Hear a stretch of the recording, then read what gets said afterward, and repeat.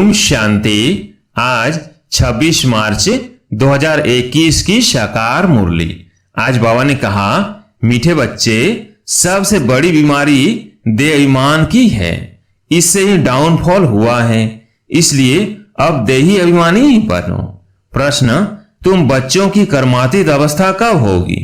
उत्तर, जब योग बल से कर्म भोग पर विजय प्राप्त करेंगे, पूरा देही अभिमानी बनेंगे। यह देह अभिमान का ही रोग सबसे बड़ा है, इससे दुनिया पतित हुई है। देही अभिमानी बनो तो खुशी व नशा रहे, चलन भी सुधरे। गीत है, रात के राही थक मत जाना। ओम शांति। राही का अर्थ तो बच्चों ने सुना और तो कोई समझा नहीं सकते सिवाय तुम ब्रह्मामुख वंशावली ब्राह्मणों के। तुम जो देवी देवता थे तो मनुष्य, परंतु तुम्हारी सीरत बहुत अच्छी थी। तुम सर्वगुण संपन्न 16 कला संपूर्ण थे। तुम विश्व के मालिक थे। हीरे जैसे से कौड़ी जैसा कैसे बने, यह कोई मनुष्य नहीं जानते हैं। तुमने भी नंबरवार पुरुषार्थ अनुसार पलटा खाया है, अर्थात परिवर्तन हुए हैं। अभी तुम देवता बने नहीं हो, रिजुनेट हो रहे हो। कोई थोड़ा बदले हैं, कोई की 5%, कोई की 10%। सीरत बदलती जाती है। दुनिया को यह पता नहीं, भारत ही हेवन था। कहते भी है, क्राइस्ट से 3000 वर्ष पहले भारत में देवी देवता थे। उनमें ऐसे गुण थे जो उन्हों को भगवान भगवती कहते थे।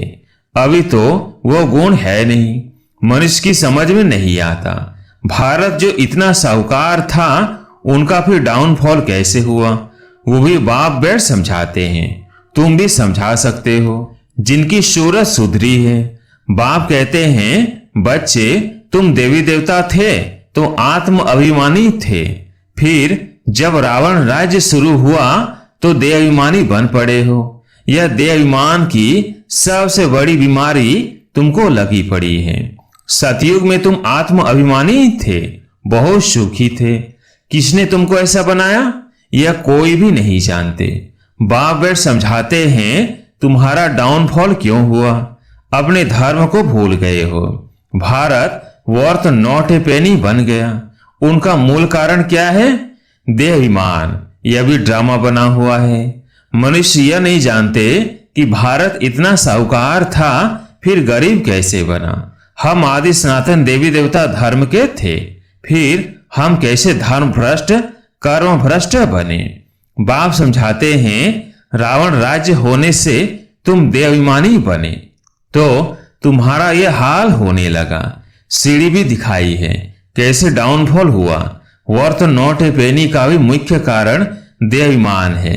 यह भी बाप बैठ समझाते हैं। शास्त्रों में कल्प की आयु लाखों वर्ष लगा दी है। आजकल समझदार है क्रिश्चियन लोग, वो भी कहते हैं क्राइस्ट से 3000 वर्ष पहले पैराडाइज था। भारतवासी ये समझ नहीं सकते कि प्राचीन भारत ही था, जिसको स्वर्ग हेवन कहा जाता है। आजकल तो भारत की फुल हिस्ट्री ज्योग्राफी को जानते ही नहीं हैं।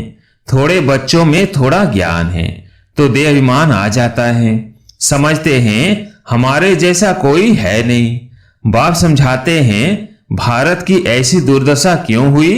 बापू गांधी भी कहते थे, पतित पावन आओ, आकर राम राज्य स्थापन करो। आत्मा को जरूर कभी बाप से सुख मिला है तो पतित पावन को याद करते हैं। बाप समझाते हैं, हमारे बच्चे जो शूद्र से बदल ब्राह्मण बनते हैं, वो भी पूरा देही अभिमानी नहीं बनते हैं। घड़ी घड़ी देह अभिमान में आ जाते हैं। यह सबसे पुराना रोग जिससे यह हाल हुआ है। देही अभिमानी बनने में बड़ी मेहनत है। जितना देही अभिमानी बनेंगे उतना बाप को याद करेंगे, फिर अथाह खुशी रहनी चाहिए। गाया जाता है, पर्वती पार ब्रह्म में रहने वाले परमेश्वर की वो मिल गया। उससे 21 जन्मों का वर्षा मिलता है, बाकी क्या चाहिए। तुम सिर्फ देही अभिमानी ही बनो, मामेकम याद करो, भल गृहस्थ व्यवहार में रहो। सारी दुनिया देह अभिमान में है। भारत जो इतना ऊंच था उसका डाउनफॉल हुआ है। हिस्ट्री ज्योग्राफी क्या है यह कोई बता ना सके। यह बातें कोई भी शास्त्रों में नहीं है। देवताएं आत्म अभिमानी थे, जानते थे एक देह को छोड़ दूसरा लेनी है। परमात्मा अभिमानी नहीं थे। तुम जितना बाप को याद करेंगे, देही अभिमानी रहेंगे, उतना बहुत मीठा बनेंगे।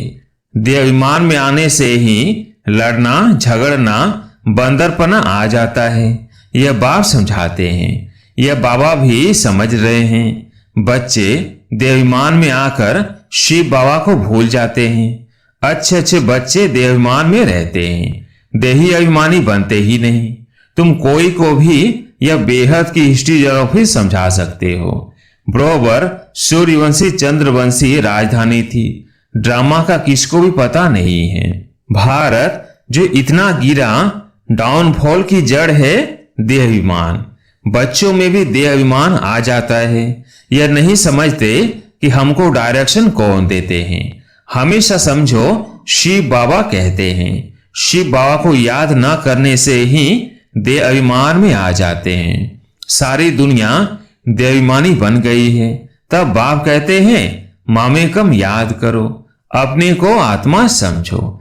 आत्मा इस देह द्वारा सुनती है, पाठ बजाती है। बाप कितना अच्छी रीति समझाते हैं। भल भाषण तो बहुत अच्छा कर लेते हैं, परंतु चलन भी तो अच्छी चाहिए ना। देहाभिमान होने कारण फेल हो जाते हैं। वो खुशी वो नशा नहीं रहता है।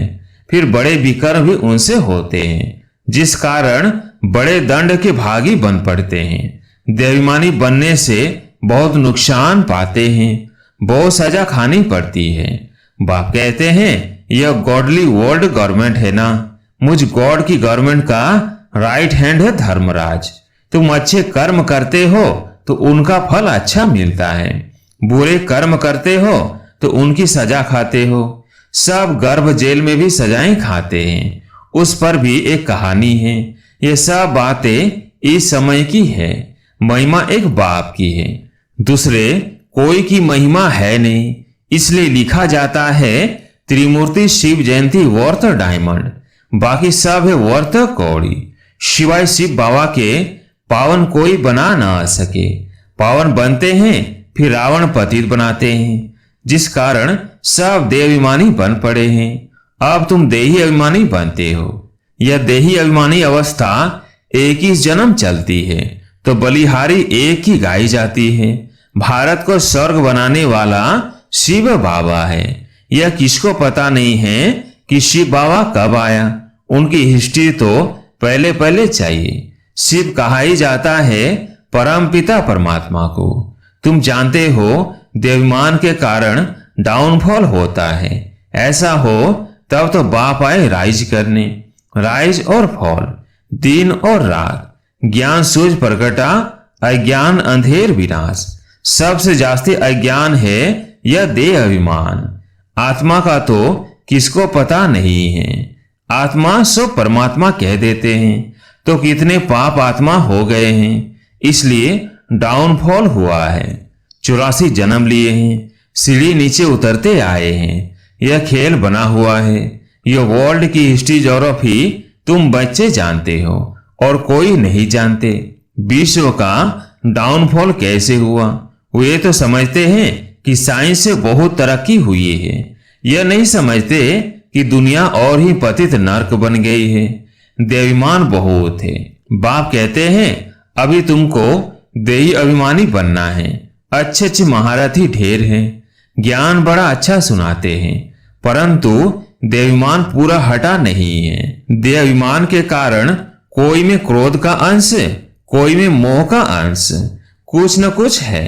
सीरत सुधरनी चाहिए ना, बहुत बहुत मीठा बनना चाहिए। तब मिसाल देते हैं, शेर बकरी इकट्ठे जल पीते हैं, वहां कोई ऐसे दुख देने वाले जानवर भी होते नहीं। इन बातों को भी मुश्किल कोई समझते हैं, नंबरवार समझने वाले हैं।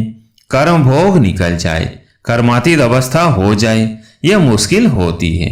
बहुत देहाभिमान में आते हैं, पता नहीं पड़ता है हमको यह मत कौन देते हैं। श्रीमत श्री कृष्ण के द्वारा कैसे मिलेगी। शिव बाबा कहते हैं इनके बिगड़ सीमत कैसे दूंगा। अस्थाई रथ हमारा यह है। देवाभिमान में आकर उल्टे सुल्टे कार्य करके मुफ्त अपनी बर्बादी मत करो, नहीं तो नतीजा क्या होगा। बहुत कम पद पाएंगे, पढ़े के आगे अनपढ़े भरी ढोएंगे। बहुत कहते हैं भारत की हिस्ट्री ज्योग्राफी जो फूल होनी चाहिए सो नहीं है, सो उनको समझना पड़े। तुम्हारे सिवाय तो कोई समझा ना सके, परंतु देही अभिमानी स्थिति चाहिए, वही ऊंच पद पा सकते हैं।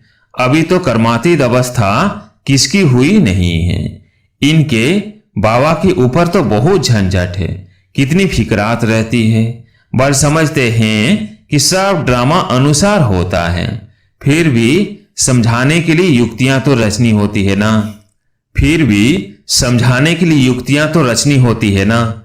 इसलिए बाबा कहते हैं तुम जास्ती देही अभिमानी बन सकते हो, तुम्हारे ऊपर कोई बोझा नहीं है। बाप पर तो बोझा है, हेड तो यह है ना, प्रजापिता ब्रह्मा। परंतु यह किसको पता नहीं है कि इनमें शिव बाबा बैठे हैं। तुम्हारे में भी कोई मुश्किल इस निश्चय में रहते हैं। तो यह वर्ल्ड की हिस्ट्री ज्योग्राफी जाननी चाहिए ना। भारत में स्वर्ग कब था, फिर कहां गया, कैसे डाउनफॉल हुआ, यह किसको पता नहीं है। जब तक तुम नहीं समझाओ तब तक कोई समझ ना सके। इसलिए बाबा डायरेक्शन देते हैं, लिखा पढ़ी करो तो स्कूलों में वर्ल्ड की हिस्ट्री ज्योग्राफी बतानी चाहिए, डाउनफॉल पर भाषण करना चाहिए।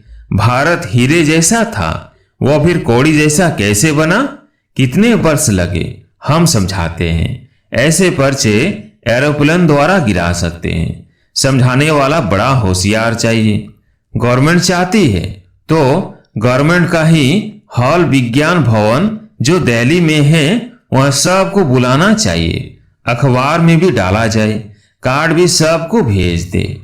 हम आपको सारी वर्ल्ड की हिस्ट्री ज्योग्राफी आदि से अंत तक समझाते हैं, आप ही आएंगे जाएंगे। पैसे की तो बात ही नहीं है। समझो हमको कोई मिला, प्रेजेंट करते हैं तो हम ले नहीं सकते हैं, सर्विस करने के लिए काम में लाएंगे, बाकी हम ले नहीं सकते। बाप कहते हैं मैं तुमसे दान लेकर क्या करूंगा, जो फिर भर कर देना पड़े। मैं पक्का सर्राफा हूं। अच्छा, मीठे मीठे सिकिलदेव बच्चों प्रति माता पिता बाप दादा का याद प्यार और गुड मॉर्निंग। रूहानी बाप की रूहानी बच्चों को नमस्ते। हम रूहानी बच्चों की रूहानी बाप दादा को याद प्यार गुड मॉर्निंग नमस्ते नमस्ते। धारणा के लिए मुख्य सार। पहला पॉइंट, देवाभिमान में आकर कोई भी उल्टा सुल्टा कार्य नहीं करना है। देही अभिमानी बनने का पूरा पूरा पुरुषार्थ करना है। अपनी सीरत अर्थात चलन सुधारते रहना है। दूसरा पॉइंट, बहुत बहुत मीठा शीतल बनना है। अंदर में क्रोध मोह का जो भूत है उसे निकाल देना है। आज प्यारे मीठे बाबा का वरदान, समय के श्रेष्ठ खजाने को सफल कर सदा और सर्व सफलता मूर्त भव। समय के श्रेष्ठ खजानों को सफल कर सदा और सर्व सफलता मूर्त भव। जो बच्चे समय के खजाने को स्वयं के व सर्व के कल्याण प्रति लगाते हैं, उनके सर्व खजाने स्वतः जमा हो जाते हैं। समय के महत्व को जानकर उसे सफल करने वाले संकल्प का खजाना, खुशी का खजाना, शक्तियों का खजाना, ज्ञान का खजाना और श्वासों का खजाना, ये सब खजाने स्वतः जमा कर लेते हैं। सिर्फ अलवेलेपन को छोड़ समय के खजाने को सफल करो तो सदा और सर्व सफलता मूर्त बन जाएंगे। स्लोगन, एकाग्रता द्वारा सागर के तले में जाकर अनुभव के हीरे मोती प्राप्त करना ही अनुभवी मूर्त बनना है। अब सुनते हैं मातेश्वरी जी के अनमोल महावाक्य। पहला, तमोगुणी माया का विस्तार। सतोगुणी, रजोगुणी, तमोगुणी, यह तीन शब्द कहते हैं। इसको यथार्थ समझना जरूरी है। मनुष्य समझते हैं यह तीनों गुण इकट्ठे चलते रहते हैं, परंतु विवेक क्या कहता है क्या ये तीनों गुण इकट्ठे चले आते हैं? वह गुणों का पाठ अलग अलग युग में है। विवेक तो ऐसे ही कहता है कि ये तीनों गुण इकट्ठे नहीं चलते। जब सतयुग है तो सतोगुण है, द्वापर है तो रजोगुण है, और कलयुग है तो तमोगुण है। जब सतो है तो तमो रजो नहीं, जब रजो है तो फिर सतोगुण नहीं है। यह मनुष्य तो ऐसे ही समझकर बैठे हैं कि तीनों गुण इकट्ठे चलते आते हैं। यह बात कहना सरासर भूल है। वह समझते हैं जब मनुष्य सच बोलते हैं, पाप कर्म नहीं करते हैं, तो सतोगुणी होते हैं। परंतु विवेक कहता है जब हम कहते हैं सतोगुण, तो इस सतोगुण का मतलब है संपूर्ण सुख। गोया सारी सृष्टि सतोगुणी है। बाकी ऐसे नहीं कहेंगे कि जो सच बोलता है वह सतोगुणी है और जो झूठ बोलता है वह कलयुगी तमोगुणी है। ऐसे ही दुनिया चलती आती है। अब जब हम सतयुग कहते हैं तो इसका मतलब है सारी सृष्टि पर सतोगुण सतोप्रधान चाहिए। हाँ, कोई समय ऐसा सतयुग था जहां सारा संसार सतोगुणी था। अब वो सतयुग नहीं है, अभी तो है कलयुगी दुनिया। गोया सारी सृष्टि पर तमोप्रधानता का राज्य है। इस तमोगुणी समय पर फिर सतोगुण कहां से आया? अब है घोर अंधियारा, जिसके ब्रह्मा की रात कहते हैं। ब्रह्मा का दिन है सतयुग और ब्रह्मा की रात है कलयुग, तो हम दोनों को मिला नहीं सकते। दूसरा, कलयुगी असार संसार से सतयुगी सार वाली दुनिया में ले चलना एक परमात्मा का ही काम है। इस कलयुगी संसार को असार संसार क्यों कहते हैं? क्योंकि इस दुनिया में कोई सार नहीं है। माना कोई भी वस्तु में वो ताकत नहीं रही, अर्थात सुख शांति पवित्रता नहीं है। जो इस सृष्टि पर कोई समय सुख शांति पवित्रता थी, अब वो ताकत नहीं है, क्योंकि इस सृष्टि में 5 भूतों की प्रवेशता है। इसलिए ही इस सृष्टि को भय का सागर अथवा कर्म बंधन का सागर कहते हैं। इसलिए ही मनुष्य दुखी हो परमात्मा को पुकारते रहे हैं, परमात्मा हमको भव सागर से पार करो। इससे सिद्ध है कि जरूर कोई अभय अर्थात निर्भयता का भी संसार है जिसमें चलना चाहते हैं। इसलिए इस संसार को पाप का सागर कहते हैं, जिससे पार कर पुण्यात्मा वाली दुनिया में चलना चाहते हैं। तो दुनियाएं दो है, एक सतयुगी सार वाली दुनिया और दूसरी है कलयुगी असार की दुनिया। दोनों दुनियाएं इस सृष्टि पर होती है। अभी परमात्मा और सार वाली दुनिया स्थापन कर रहे हैं। अच्छा, ओम शांति।